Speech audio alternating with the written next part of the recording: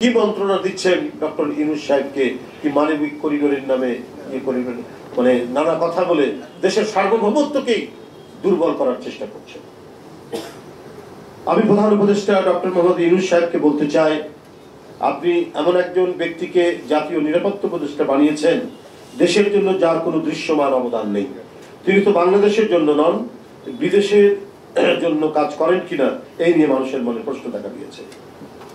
মানবিক করিডোর বা চ্যানেল নামে বাংলাদেশকে যুদ্ধক্ষেত্রে পরিণত করার পায়তারা করা হচ্ছে।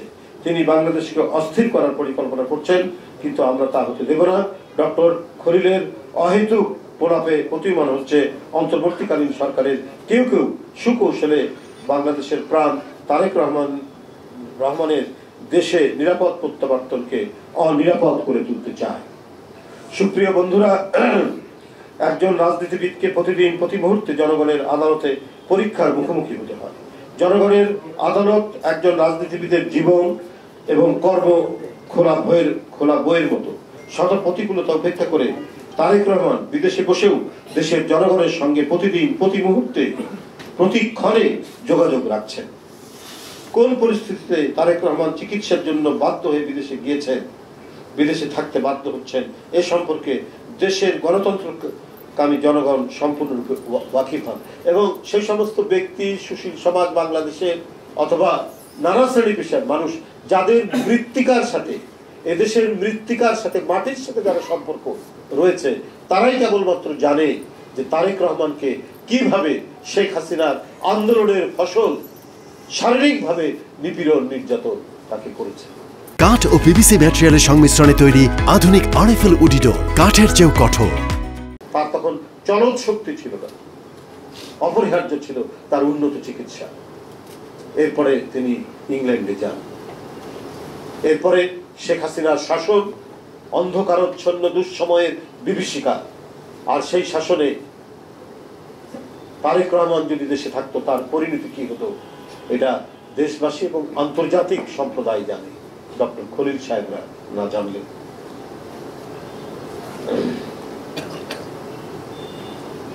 শেখ হাসিনার আন্দোলনের ফসলটা কি নির্দয় নির্মম ভাবে তারেক রহমানের উপর অত্যাচার করেছিল তা দেশবাসী ভুলে যায়নি। বিদেশে থাকা নিয়ে পতিত পলাতক স্বৈরাচারক প্রোপাগান্ডা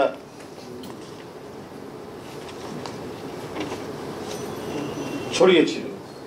সেই সময়েও বিএনপির পক্ষ থেকে বিদেশে জননেতা তারেক রহমানের অবস্থান সম্পর্কে জনগণকে বিস্তারিতভাবে জানানো হয়েছে। তিনি যদি দেশের মৃত্তিকার সাথে সম্পর্ক থাকতো তাহলে এই খবরগুলো তিনি রাখতেন। সুতরাং ডক্টর খলিল তার নিজের পক্ষে ওঠা প্রশ্নের জবাব না দিয়ে পলাতক স্বৈরাচারের মতো তারেক রহমানের বিপক্ষে প্রোপাগান্ডার পথ বেছে নিয়ে জনগণের দৃষ্টি ভিন্ন খাতে প্রবাহিত করার অপচেষ্টা জনগণ মেনে নেবে না। ফ্যাসিবাদের 1.5 দশক ডক্টর খলিল কোথায় ছিলেন, কিভাবে ছিলেন, কোন দেশে ছিলেন, বিদেশে তার স্ট্যাটাস কি ছিল, ফ্যাসিবাদের বিপক্ষে তার ভূমিকা কি ছিল, অবশ্যই এ সকল প্রশ্নের জবাব জনগণকে জানাতে হবে। আমার বক্তব্য স্পষ্ট, রাষ্ট্র নিয়ে পরীক্ষা নিরীক্ষা করার সুযোগ নেই। ডক্টর খলিলকে অবিলম্বে জাতীয় নিরাপত্তা উপদেষ্টার পদ থেকে সরিয়ে দিয়ে দেশে বিদেশে তার অবস্থান সম্পর্কে সম্পূর্ণ তথ্য দেশের জনগণের সামনে হাজির করতে হবে। সুপ্রিয় সাংবাদিক বন্ধুরা, ইতিমধ্যে কথিত মানবিক করিডোর ইস্যু নিয়ে অন্তর্বর্তীকালীন সরকার, বিশেষ করে ডক্টর খলিলের ভূমিকা নিয়ে দেশের স্বাধীনতা প্রিয় জনগণের মনে উদ্বেগের সৃষ্টি হয়েছে।